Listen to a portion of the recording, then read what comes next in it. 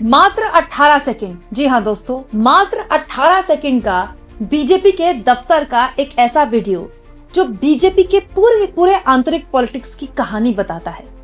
कैसे प्रधानमंत्री नरेंद्र मोदी के स्वागत में पूरा दफ्तर खड़ा हुआ, बीजेपी के सारे कार्यकर्ता खड़े हुए, सारे मंत्री खड़े हुए, रक्षा मंत्री हों चाहे गृह मंत्री हों, सब खड़े हुए उन्होंने उनको नमस्कार किया।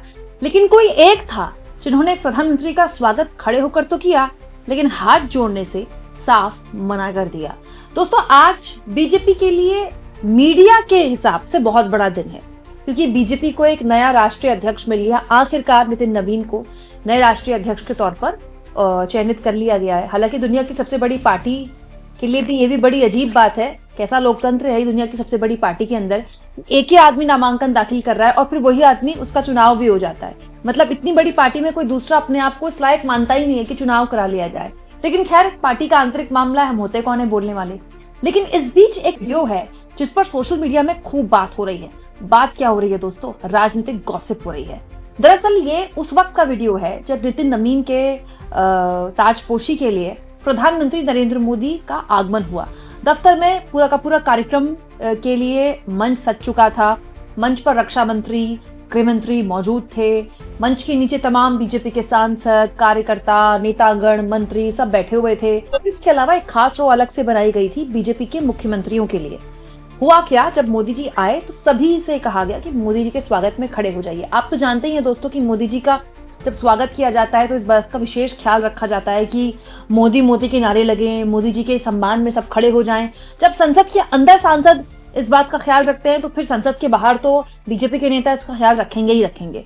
तो जब मोदी जी आए, नितिन नवीन उनके साथ थे। आप इसको गौर से देखिए, मोदी जी एंट्री करते तो जितने भी लोग हैं वो सब उनके सम्मान में खड़े होते हैं, मोदी जी को जय श्री राम बोलते हैं।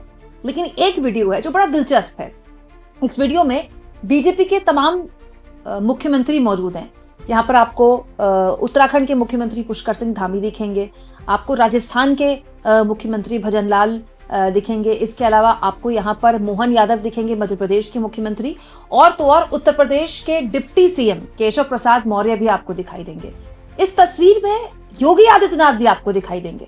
खड़े तो सब हो रहे हैं, योगी आदित्यनाथ भी खड़े हो रहे हैं, हालांकि थोड़ा सा स्लो खड़े हो रहे हैं। लेकिन इसी वीडियो के अगले फ्रेम में जिस पर सबकी निगाहें गई कि सबने मोदी जी का स्वागत हाथ जोड़कर नमस्ते करके किया। नमस्ते करना, स्वागत करना, लेकिन योगी आदित्यनाथ ने मोदी जी को नमस्कार नहीं किया।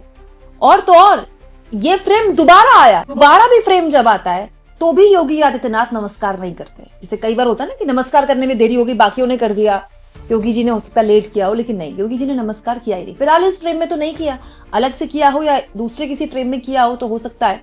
लेकिन योगी आदित्यनाथ ने यहाँ प्रधानमंत्री नरेंद्र मोदी के आगमन में खड़ा होना तो स्वीकार किया, लेकिन नमस्ते नहीं किया। अब नमस्ते क्यों नहीं किया, या फिर इस नमस्ते के जरिए योगी आदित्यनाथ ने अपने तेवर दिखाए, इसको लेकर तमाम तरह की कहानियां गढ़ी जा रही हैं, कही जा रही हैं, बोली जा रही हैं। दोस्तों, सब जानते हैं कि योगी आदित्यनाथ और केंद्र के बीच में जो ठनी है पिछले कई सालों से, वो अभी तक ठनी हुई है। अब स्थितियां ये हैं कि योगी आदित्यनाथ पॉलिटिकली इस वक्त उत्तर प्रदेश में बहुत मुश्किल स्थिति में है। क्यों?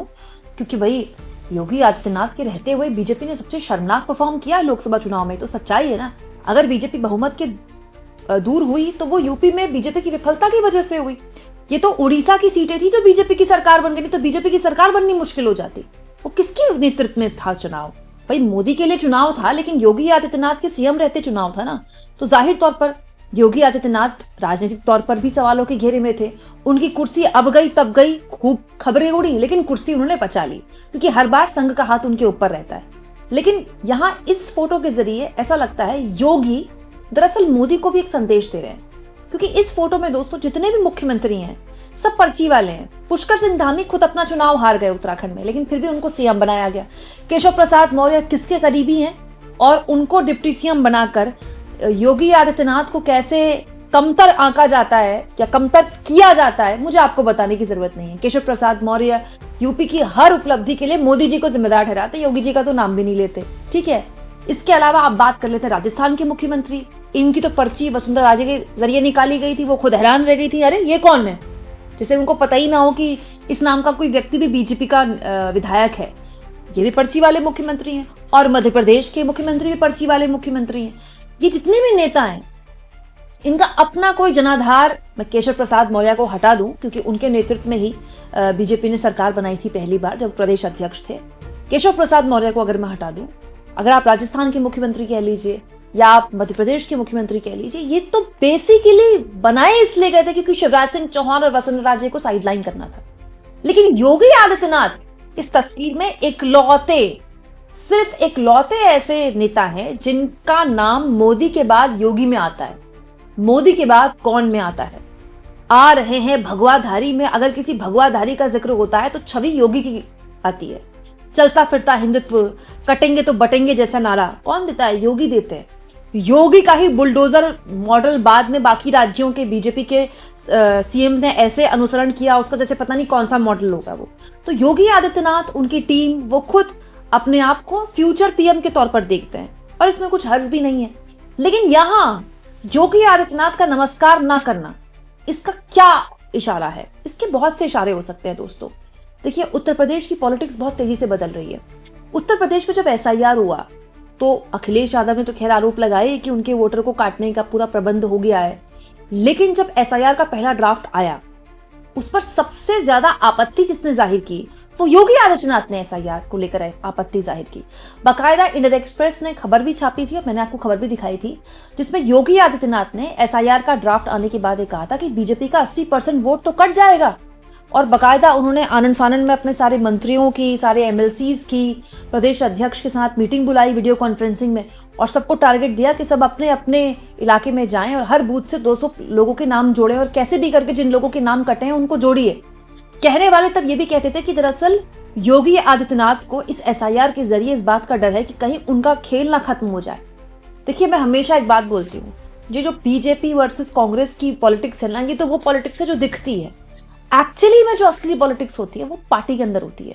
योगी आदित्यनाथ खांटी भाजपाई नहीं है, वो तो एक मठ के महंत थे और उनकी हिंदू युवा वाहिनी थी, उनको तो भाजपाई बनाया गया।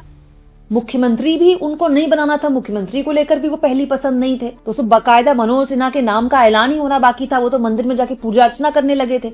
अचानक से योगी का नाम आ गया सामने और उसके बाद उनको सीएम बनाया गया। लेकिन सच्चाई ये है कि न तो अमित शाह ना ही मोदी, योगी उनकी कोई आंख का तारा नहीं है, राइट। और इस तस्वीर में अपने आप में बहुत सी तस्वीरें गढ़ी जा सकती है, बहुत सी बातें कही जा सकती है। जैसा कि मैंने आपसे कहा कि हो सकता है कि इसकी किसी दूसरी और तस्वीर में योगी ने नमस्कार किया हो मोदी जी को, लेकिन योगी इसके जरिए एक संदेश देना चाहते हैं कि वो ही जो जितने भी लोग खड़े हैं वो अलग हैं उनसे, भले उनके साथ बैठे हो लेकिन वो नहीं है। दोस्तों, कहने वाले तो ये भी कहते हैं कि योगी आदित्यनाथ ने लोकसभा चुनाव में कुछ एक्स्ट्रा नहीं किया बीजेपी को जिताने के लिए। योगी प्रचार कर रहे थे, योगी रैलियां कर रहे थे, वैसी जैसी उनकी रैली लगी हुई थी ना, एक्स्ट्रा एफर्ट करना। जैसे शिवराज सिंह चौहान ने क्या किया, अपना चुनाव जीतने के लिए उन्होंने एक्स्ट्रा एफर्ट किया। किसी ने उम्मीद भी नहीं की थी कि शिवराज सिंह चौहान के नेतृत्व में एमपी में बीजेपी सरकार बना लेगी। बहुत भयानक एंटी इनकम्बेंसी थी और उनके नाम का ऐलान भी नहीं किया था बीजेपी ने। उसके बावजूद उन्होंने एक्स्ट्रा अटेम्प्ट करके अपने आप को साबित किया।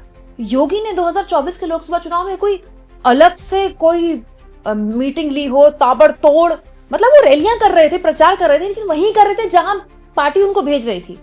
एक्स्ट्रा एफर्ट उनकी तरफ से नहीं हुआ। तो कहने वाले तो ये भी कहते हैं कि योगी ने जानबूझकर अपनी उपयोगिता दिखाने के लिए और अपना एक वजन दिखाने के लिए ये सब कुछ किया। अब देखिए, राजनीतिक गलियारों में तो कहने वाले कुछ भी कह देते। वैसे तो बीजेपी की जो आंतरिक रिपोर्ट आई थी यूपी को लेकर, जब 2024 का लोकसभा चुनाव हुआ था, उसमें तो ये भी कहा गया था कि 100 विधायकों ने पार्टी विरोधी गतिविधियों में शामिल हुए, पार्टी को हराने का काम किया क्योंकि ये विधायक योगी से नाराज है।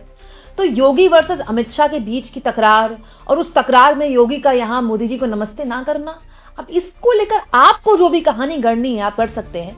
लेकिन हाँ, ये तस्वीर बताती है कि ये तकरार न तो खत्म होने वाली है और इस तकरार के साथ ही अब बीजेपी की आंतरिक पॉलिटिक्स पड़ेगी। क्योंकि दोस्तों, नितिन नवीन को बीजेपी ने अपना राष्ट्रीय अध्यक्ष चुन लिया हो, इसको लेकर बीजेपी के लिए मीडिया कुछ भी बोले, सच्चाई ये है कि बीजेपी के परमानेंट राष्ट्रीय अध्यक्ष, मतलब आप कह सकते हैं कि अनऑफिशियली अमित शाह ही है, अमित शाह ही रहेंगे।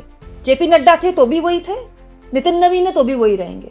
लेकिन ये तस्वीर अपने आप में बताती है कि योगी आदित्यनाथ जैसे मोदी को बता रहे हो कि वो योगी थे, योगी हैं और योगी रहेंगे। अंगद का जो पैर है, उस पैर की तरह उन्होंने जो अपनी सियासत मजबूत की है, वो किसी भी हाल में वो छोड़ने नहीं वाले हैं। आपको क्या लगता है? कमेंट बॉक्स में जरूर लिखें।